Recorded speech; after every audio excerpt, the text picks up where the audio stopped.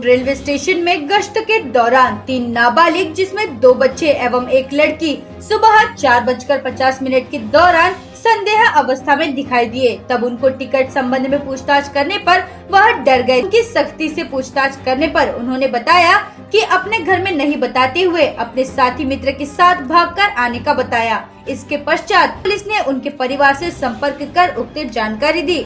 जानकारी मिलने के पश्चात लड़की के परिवार के लोगों ने बताया कि पांडेसरा सूरत गुजरात में मिसिंग की शिकायत दर्ज की गई है। उसके पश्चात बाल कल्याण समिति भंडारा के कृष्णा रामटेके एवं पूजा जगाते ने रेलवे सुरक्षा कार्यालय में आकर तीनों नाबालिगों की प्राथमिक स्वास्थ्य जांच करवाई। सहायक निरीक्षक विभा औतकर, देवेंद्र टेम्भुर ने रेलवे पुलिस निरीक्षक अनिल पाटिल, उप निरीक्षक ओसी शिंदे, शिव कुमार यादव द्वारा तीनों ही बच्चों को बाल गृह आमगांव में भेजा गया है। BS क्राइम इंडिया न्यूज की रोजाना ताज़ा खबरों के लिए YouTube channel, website, Facebook, Twitter, Instagram पर लाइक, शेयर और कमेंट करें। साथ ही YouTube चैनल को सब्सक्राइब कर बेल आइकन दबाना न भूले।